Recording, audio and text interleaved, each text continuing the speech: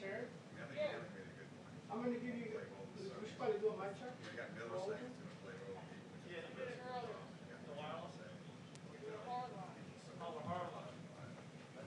Check, check, check, 1, 2. You should see that at on camera 21, Sherry. Check 1, 2 if you QC camera 21.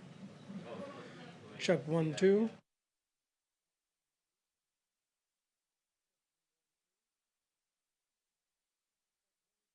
Testing 1, 2. Check 1, 2. Yeah? Good. Sally, two favors.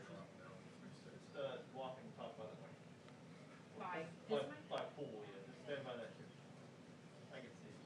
Hello, testing 1, 2, 3. Check 1, 2. Test 1, 2. Giving another mic check. Testing 1, 2. Check 1, 2. NBC mic check. NBC mic check. Testing 1, 2. Check 1, 2. Test 1, 2. Check 1, 2. Test 1, 2. 1, 2, 3, 4, 5, 6, 7, 8, 9, 10. 1, 2, 3, 4, 5, 6, 7, 8, 9, 10. DC 4, DC 5, DC 1, 2, 3, 4, 5. You good? You okay? You good? Oh.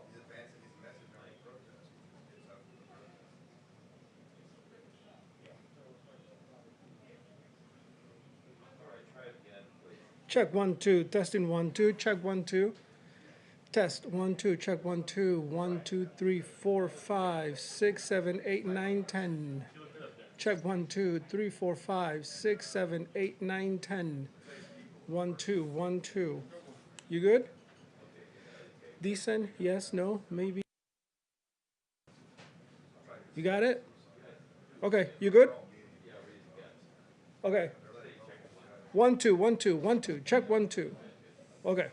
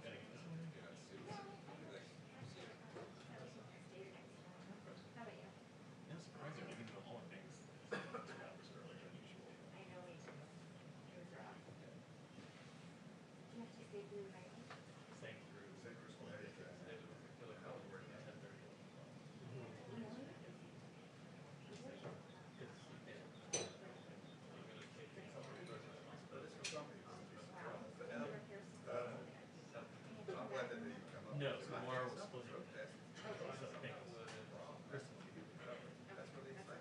Yeah. Turn it down. She was here for the tomato game. So it wasn't a shift thing.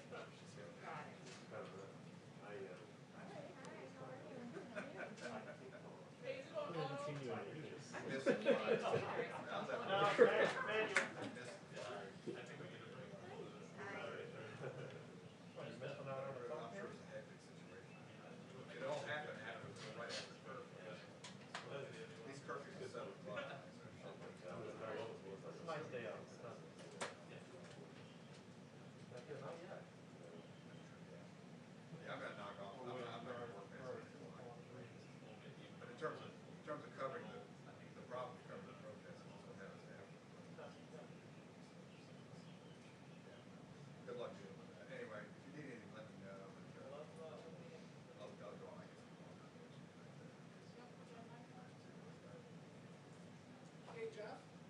Yep. You got your mic on? Assuming it's the right one, yeah. Oh, yeah. Right behind you. You're probably sitting on it.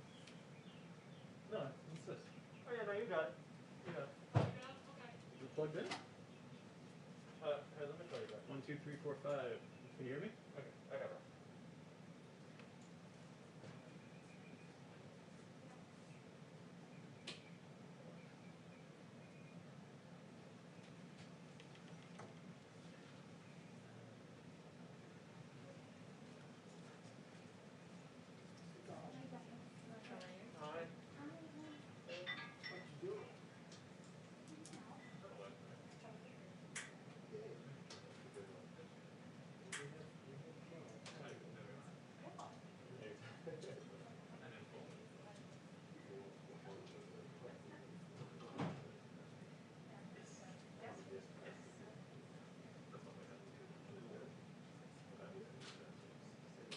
Yeah, give me a quick couple. 1, 2, 3, 4, 5, 6, 7, 8, 9, 10. Alright, you good. Okay, so thank you.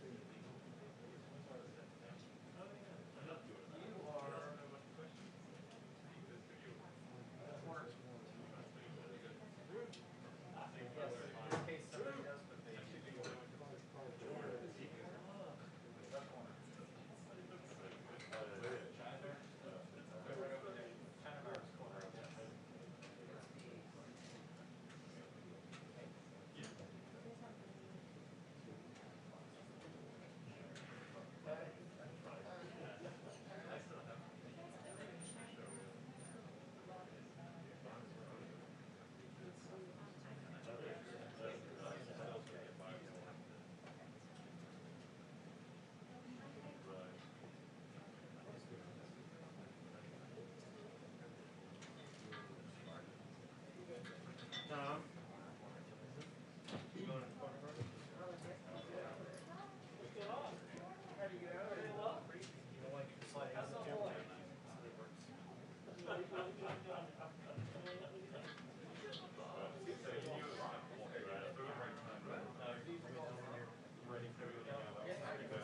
you can cut that away.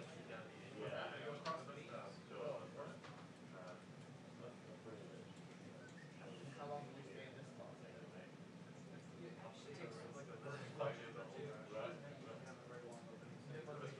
then you can go wherever you want. Oh, what they normally do is look at each other. Right. That's how it works usually. So line. Yep. Okay. And the only thing up there that you have to watch out for, Pat. Yeah.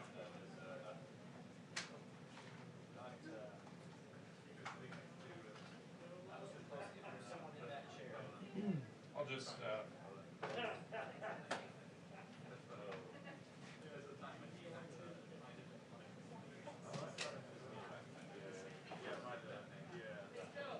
Yeah. When it starts, you close that door. Yeah, once we get 2 minutes.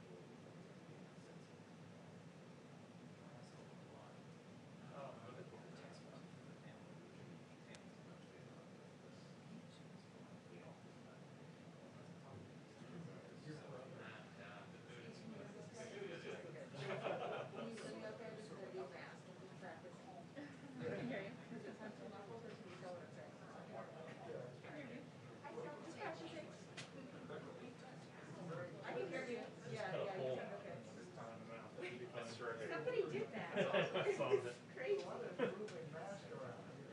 All the factory with a lot of big shops. Now it's a fashion city. Yours is spectacular. It's from Yellowstone. Used to say, Kayleigh had on the little cherries on hers on Saturday. Oh, nice. Yeah, I used to throw these. Actually, I should text her and tell her, because it's the first time I've ever heard this. Tell her it's tune in. People who respond. Oh, that's just what your parents need to hear. Oh my God, yeah.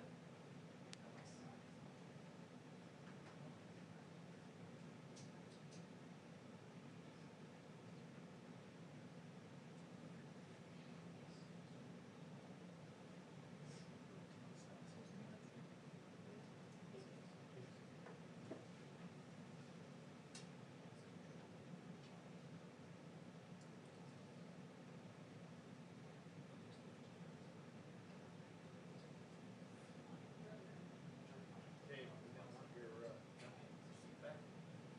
Dave's the corner, text. You're gonna want your thought back there. And he's just, as I said, there's no. Oh, no. Okay. We got a new computer. Yeah. From our battery over that. Great. Yeah. I'll let you know if that's fine. So, thank you.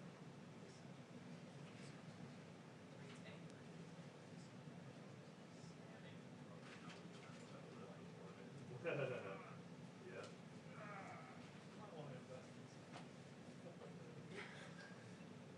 Down the road. Get him on the front line. Very selling.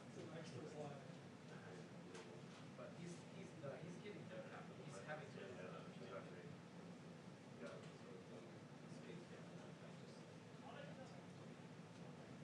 Yeah, I don't, good, even my crazy brothers.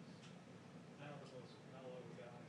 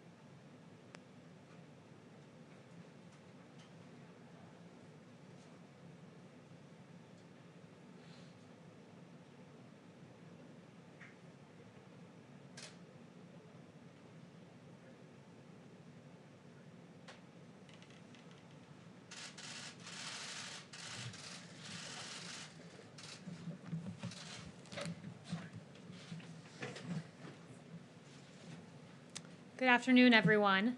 The president has made clear that what we are seeing on America's streets is unacceptable.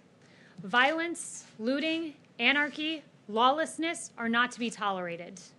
Plain and simple. These criminal acts are not protest, they are not statements, these are crimes that harm innocent American citizens. The First Amendment guarantees the right of the people to peaceably assemble.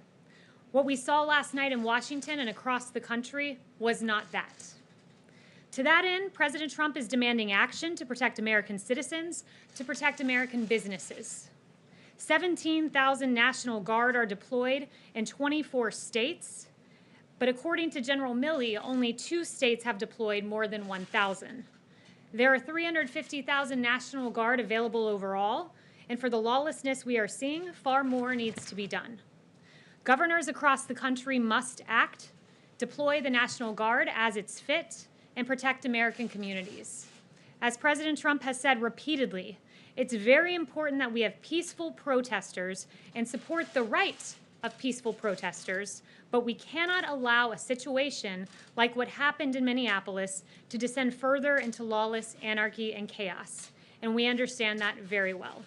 And with that, I'll take questions. Yes. To your point, the country is in crisis. There's a global pandemic that has claimed more than 100,000 lives. At least 40 million people are unemployed. There are now protests and racial tension ripping apart many cities.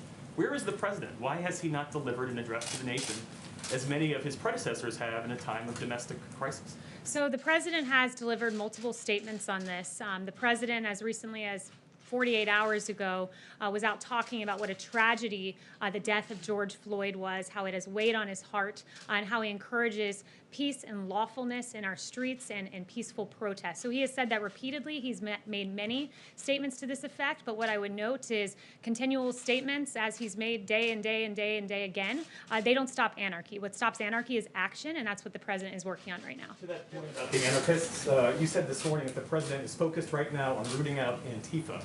George Floyd did not die in Antifa custody. He died in police custody. What's the president doing to reform policing tactics and excessive use of force by police? Yeah, so it's an important question for sure. And this president, if you look at the actions his DOJ has taken, there's a civil rights investigation into the death of Ahmaud Arbery. There's a civil rights investigation into the death of George Floyd. It is a tragedy what we saw. I mentioned to you that the president was extremely upset when he saw that video. And he continues to, the DOJ continues to pursue those charges. And he's recognized injustices for a long time. Since he was a candidate, he talked about Sandra Bland and what a terrible video that was too. So he recognizes injustices where they are, but at the same time, he also recognizes that we can't allow organized groups like Antifa to commit some of the heinous acts that we've seen. John. Kayleigh, in his call with the governors, the president said that he had put General Milley in charge of all this. What does that mean? Yeah, so The Joint Chiefs of Staff in charge of policing American streets. What did he mean? So I'm not going to get ahead of any actions that will be announced, but what I will say to you is this, that he has had 2 briefings today with Secretary Esper and AG Barr, and General Milley was there, and there will be additional federal assets deployed across the nation. There will be a central command center in conjunction with the state and local governments that will include General Milley, Secretary Esper, and AG Barr, but I won't go any further in announcing what actions. But can you explain what the president meant when he told the governors, I have put General Milley in charge? What does that mean? Because that sounds like a total break here. The chairman of the Joint Chiefs of Staff being in charge of a domestic issue. And ensuring that, as the president has said, and this has been taken out of context, by the way, that our streets are dominated with a police force and with a National Guard presence, so that, let me explain a little bit about how this works. If there's a peaceful protest, police will form a line. And what we've seen are those lines have been overwhelmed by massive protests that have turned into riots, the peaceful protests to be distinguished from the riots we've seen. And when those lines are overwhelmed, law enforcement gets on the defense. So what the president has said is he wants to dominate the streets with National Guard, with a police presence, and what studies have shown, as General Milley noted, he was in that government governor's call, and his points all pertain to the National Guard. And he noted that there are several studies that when there's an overwhelming National Guard presence, it actually de-escalates the situation and causes less civil unrest. So General Milley has really been on point in talking about the National Guard, the effectiveness, and ensuring that they're utilized to great effect across the country. What's been taken out of context? Because I mean, I have the exact quote. It's a very simple one. He just says that he has put General Milley in charge. No, I wasn't suggesting that quote was out of context. The dominate. I've seen some networks that have talked about dominating protesters, and I've been around the president all day. Anytime he's used the word dominate, it was with regard to dominating the streets and ensuring that we have peace in our streets. Yes. Yes, Darlene. Thanks. In addition to the tough talk the president has been talking about taking action against looters and some of the violent elements in the protests that we've seen, why isn't he also supplementing that message by calling on these people to remain calm, to go home, to not destroy property, businesses, so on? Yeah, he has done that repeatedly. Look, he talked about understanding the pain that people are feeling, and he does understand that pain. He's talked several times about the right to peacefully protest, and I've seen some of these peaceful protests, some of these sit-ins, and it's a real shame when you have anarchy and anarchists come in and you have Antifa come in, and it really dilutes the message of the protesters, and it's a legitimate reason they're protesting. So he hates to see Antifa come in and really dampen that message, which has been in many cases peaceful, but has been overtaken and overwhelmed by an organized effort of people from out of state coming in and causing havoc. Is he traveling on Friday? Is he going to Maine? He still plans on going to Maine. I haven't heard any other changes to that effect. Yeah. Ouija. Thank you. I like your mask. That's really cool. I have a quick follow-up about police reform. National Security Advisor Robert O'Brien says he does not think there is systemic racism among law enforcement in the U.S. Does President Trump share that view? Look, I think where the president stands is he does not believe, he fundamentally rejects the idea that these egregious actions of these 4 Minnesota officers are representative of our police force as a whole. Most of our officers in this country are good, hardworking men and women who work every day to police our streets. He's recognized cases of injustice. I noted Sandra Bland back when he was in the primary. I've noted more recently Ahmaud Arbery and then George Floyd. So he recognizes these injustices. He puts a focus on them, but he also recognizes our valiant police officers who have taken to the streets each and every night over the last 6 nights and protected our communities.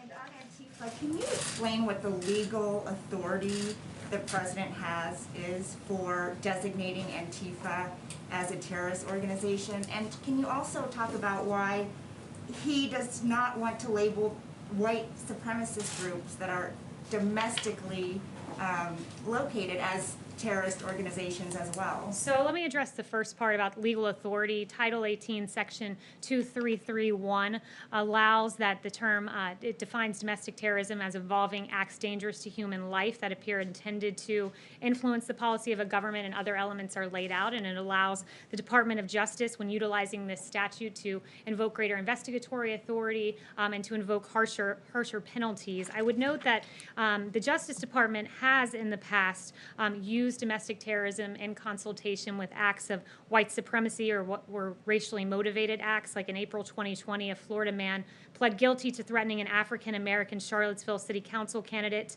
And at that time, the FBI Joint Terrorism Task Force was utilized. Same in the case of February 2020, where it was used in connection to 4 racially motivated violent extremists. And I would also note the president's long history of condemning white supremacy and racism. There is no place in society for these egregious, despicable ideologies. Jen? Why haven't he designated any white nationalist groups as terrorist organizations? It has been used. I explained how in this case that domestic terrorism will be used as a way that the crime is prosecuted. It's a prosecutorial method, and it was utilized in the same exact way with regard to white supremacy. Yes.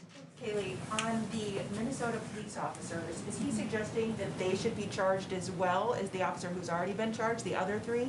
And also on Antifa, can you explain a little bit about how would he know, or how is he talking about how you would identify members of Antifa since they're a very loose organization, it would be very difficult to tell who is part of Antifa. So first, I was just on the call with the president where he expressed his dismay with those 3 officers who watched. I'll leave it to the state to pursue those charges if they decide to. It was the state that pursued the initial charge, but the president has expressed his complete dismay with those actions.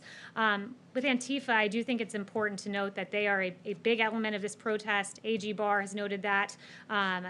Ambassador O'Brien has noted that. We have ample evidence that DOJ has received indicating that Antifa is responsible for that unrest. But as to exactly how Antifa is identified, that would be more of a question for DOJ. Yes. When you talk about additional federal assets, does the president have authority to deploy forces across the country beyond the National Guard? He does, and look, we're looking at every tool in the federal toolkit available to us. You know, ideally, this would have been resolved at the state level. The states, after all, have the police power embedded in the 10th Amendment, and it is their responsibility to patrol their streets. But you're right to say that there are many federal authorities, including the one you cited, available to us. Did you bring this up with the governors in the phone call today? The focus of the call with the governors was really the National Guard, not that specific tool in the toolkit that you mentioned, but the National Guard and how it should be utilized much stronger than it's currently being utilized. Yes, I will go to, let's see, Jeff. Okay, thanks. Following up on what John was asking earlier, Governor Whitmer, she said she found the president's call today deeply disturbing, and she said the president told the governors they need to put it down or they would be overridden. So what, I mean, is there a specific authority he's using? Because as you know, Posse Comitatus really prevents the use of the army to put down domestic insurrection of any kind. Yeah, I don't know why Governor Whitmer would be dismayed at the president telling governors to do their job. It is their responsibility to police their streets. They have the police power embedded in the Constitution. They have quite clearly, many of them, failed to do their job. Look at the scenes we have seen. And it's gotten to the point where today the president has said, enough is enough. You know, there are tools I can use, namely deploying National Guard, many others that Steve cited one, the Insurrection Act. It's one of the tools available. Whether the president decides to pursue that, that's his prerogative. Right now, we're looking at a focus on the National Guard. That's where it currently stands. And, you know, there's a distinction between the National Guard and military forces in the street, I would note. The National Guard are the friends and neighbors in these communities who are used, and as I noted, the study from General Milley used to great effect when they are deployed. So the focus of the call was the National Guard, encouraging the deployment, far more than the 17,000 out there, and utilizing them this evening, certainly. Would you like to see 100,000 National Guard on the street or 200,000 right now? I won't put a number on it. I think it's incumbent on governors to look at the situation. You know, a case in Texas might not merit the same thing as, you know, New York City. So he's encouraging the governors to up those levels, but there's not a specific number that he has in mind. David. Kayleigh, there is a perception that the president is hiding in the bunker on the racial protest issue. He was literally put in the bunker on Friday night by the Secret Service. I mean, would you agree that he is hiding out on this issue, and is that a good posture to be in? I would not agree with that at all. Look, I was on the phone with the president at least half a dozen times yesterday, and every time I talked to him, he was telling me about a different action he had taken, whether it was talking to a governor about this or a foreign leader about ventilators. This president has been leading. He met with generals yesterday. He's each and every moment taking another action to try to solve and resolve what we've seen in our streets where the governors have failed. He's stepped in. He's acting. He's hard at work. You've heard from him on this issue any number of times, and he's working because that's the job of the president, is to keep this country safe. Well, we haven't heard him on camera that much. Is he going to give some kind of speech or a specific event about all these disturbances in hundreds of cities? I really think that that's a misnomer in the media. You know, it was really appalling, some of the coverage I saw, like the New York Times yesterday made no mention of the myriad times that the president has spoken on this issue. Instead, in paragraph 14, they made a cursory mention of his remarks at Space Force, most of which, at least half of which, pertain to George Floyd. There was a Washington Post article with an egregious headline about Trump staying silent. He hasn't been silent on this. I have a whole list of his remarks there, and instead, paragraph 23, they note, oh wait, we're contradicting our own headline. The president did, in fact, make remarks. Contrary to the silent headline, you had Don Lemon on CNN saying at 9:38 p.m. on Saturday night, The president's been silent. Ironically, that comment came 4 hours after the president was quite audibly speaking at this issue. I was there for the remarks, and then you had CNN double down the next day, Sunday afternoon, saying the president was silent. And I don't want to bore you with reading out all of his statements, but it sounds like I should read a few, like the president saying it's a grave tragedy that filled Americans all over the country with horror, anger, and grief, and I stand before you as a friend and ally to every American seeking justice. He said, I understand the pain the people are feeling. I can go on, but I would just be repeating what the president has already said, because make no mistake, this president has not been silent, and at this moment, he is acting to protect this country from the lawlessness we saw just out here in Lafayette Park last night. Yes. In a particularly egregious act, St. John's Church, Church of the Presidents, was targeted last night. Graffiti all over, set on fire. What is the president's reaction to that, please? It's hurtful, honestly. I think it's hurtful on a number of levels. Look, the VA was defaced. Literally the word veteran spray painted out of the placard in front of the Department of Veteran Affairs. The Lincoln Memorial defaced. How does that make much sense? The place where the March on Washington began, that momentous occasion in the history of civil rights, that memorial was defaced last night. That doesn't honor the legacy of George Floyd. It doesn't. And certainly not the burning of St. John's Church. Look, St. John's, I think it's important to go through a little bit of this, but Reverend John C. Harper was the St. John's rector many centuries ago, at least decades, centuries and a few decades ago. And here's what he was told. He was told he needed to close St. John's because he couldn't leave it open for the March on Washington because, quote, it might be a bloodbath. But he stood boldly. He stood boldly and he stood on the side of justice. And on the day the March on Washington happened, here's what was sung from that church. One family on earth are we throughout its widest span. Oh, help us everywhere to see the brotherhood of man. And of course, we know that the March on Washington ended with Reverend Martin Luther King Jr. giving that incredible speech, I Have a Dream.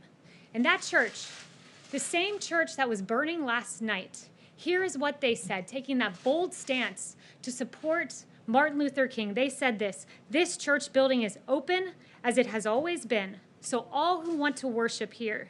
The ministry of this parish is extended to any who seek it. Our fellowship with one another has no limitations whatsoever. That church supported the bold civil rights moment of the March on Washington, which began at the Lincoln Memorial. That doesn't honor the legacy of George Floyd.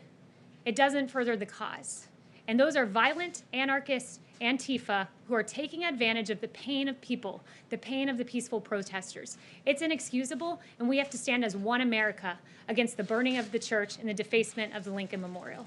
Chanel. Kayleigh, is it possible that D.C. will be placed under martial law in order to protect these national monuments from further destruction? And second, under the Civil Rights Act of '68, will this administration investigate either members of Congress or political organizations who are funding or tied to Antifa moving forward? Yeah, on Antifa, I think at this point we're pursuing the domestic terrorism angle. That's what the DOJ has decided. And what was your first question was about martial law? Law to protect national monuments in D.C. Yes, so I have not heard that discussed. Any other questions? Yes. Thank you. Can you confirm a phone call earlier today between Presidents Trump and Putin? And if so, considering what the president said to governors later in the day, did he ask President Putin for advice on how to quell unrest in his own country? I don't have any details on that call. I wasn't a part of it, I'm not entirely certain what was discussed, but the call did take place. Yes. Does the president regret using phrases like when the shooting starts, the looting starts, the shooting starts, and phrases like vicious dogs? Is he considering apologizing? So the president on the looting point, he was taken wildly out of context. Twitter, it's interesting to watch. I've seen multiple instances of real incitement of violence on Twitter, but they've never penalized those users. Like, for instance, Iran. We've seen horrific tweets from the Iranian regime about the elimination of the Zionist regime, to quote them, and that was never flagged. Interesting that their gut instinct was to flag the president, and they did so in an accurate way. The president very clearly laid out what he meant by that tweet, that looting leads to shooting, and we have seen the unfortunate killing of one person in Minneapolis. There were 7 people shot in a St. Louis riot a few nights ago, and the president clearly laid out what he meant. But it is interesting to watch the gut instinct of Twitter to go ahead and label what the president said as somehow inciting violence, which it absolutely was not. But look, I want to say this. We cannot let violence and we cannot let looting and a few bad actors divide us as an American people. The American spirit is defined by love and mutual acceptance and kindness. And despite the horrific scenes we've seen play throughout the media, there's some things that we haven't seen. And I think it's important for the American people to see them. And Judd, I'm going to call for that soundbite now of some video that I think it's very important for us all to watch.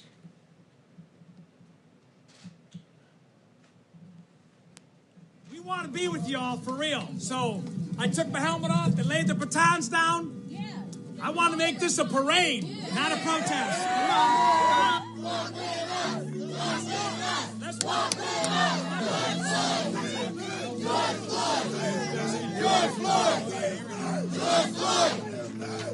Not 1 ounce of damage. Nobody's arrested. Nobody got hurt. This is the way it's supposed to be.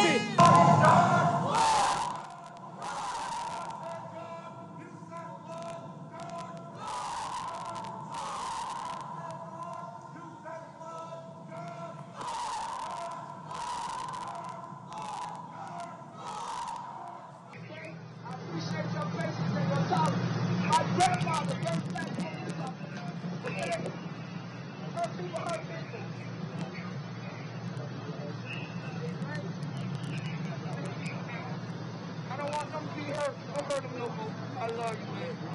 I love you, man. I know when you're doing great today. I wish Al Crespo when he gets your ass looking today. I love you. Louisville, a human chain protecting an officer separated from his unit. We're here with you. All right? Okay?